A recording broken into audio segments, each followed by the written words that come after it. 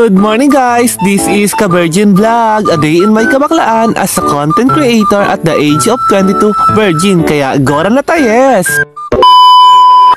Good morning mga ka-virgin, another day, another vlog. Sa park ngang itong mga ka-virgin, ako ay nagplaplansya ng aking pang school uniform dahil may pasok ako ngayong hapon. So ayun na nga mga ka-virgin, pagkatapos ko magplansya agad ako naligo dahil malilate na ako at agad ako nagbihis sa part ng ito. So ayun na nga mga ka-virgin, paalis na ang baklang ka-virgin. May sumusunod na batang makulit. Sasama daw siya sa akin pero bawal ka pang sumama, bebe ko. So ayun na nga mga ka-virgin, agad akong pumunta sa aming paradahan dahil ako ay malilate na nga. So ayun mga ka-virgin, agad akong sumakay sa aming helicopter.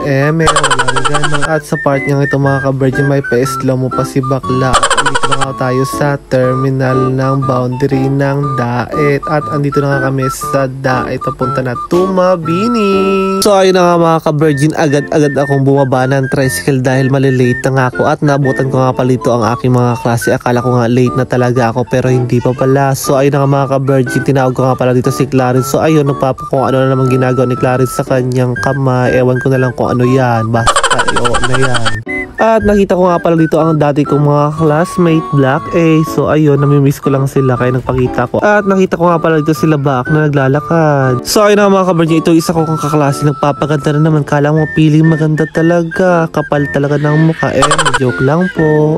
So ayun na nga mga ka-virgin, agad akong pumasok sa aming room at nakita ko nga pala itong style na anong ito, basta. So ayun na nga mga ka-virgin, sobrang dami talang estudyante pumapasok dito pero big respect naman dahil matanda na tayo. Huwag naman natin sulatan ng ganyang kabastos. At sa park nga ito, dumating na ang pinakamaganda kong teacher, si Ma'am Rina De Leon. At sa park nga ito mga ka-virgin, yung mga klasiko nag-present na sila ng kanilang vlog. So ayun na nga mga ka-virgin, sabi nga pala dito, ang kauna-unahang vlogger sa Pilipinas ay si Ramon Bautista. So ayun na nga mga ka-virgin, nag-present na nga pala dito ng kanilang vlog ang aking mga kaklase. At biruin mo mga ka-virgin, 100 ang grades nila dito dahil sobrang ganda naman talaga ng kanilang vlog. To helping other people ang ginawa nilang vlog at natapos din ang kanilang presentasyon. Sa part nga ito mga ka-virgin, bumisita nga pala ako sa kabilang room at nakita ko nga pala itong penguin na itong maganda.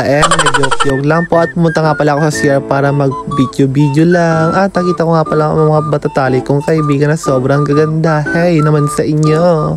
At dahil hapon na nga, bumili nga pala kami dito ng pansit sa labas ng Mabini. So ayun mga ka-virgin, sobrang sarap nga pala ng pansit dito dahil sobrang bagong luto. O ayun na nga, sarap-sarapan ang mga pansit na yan.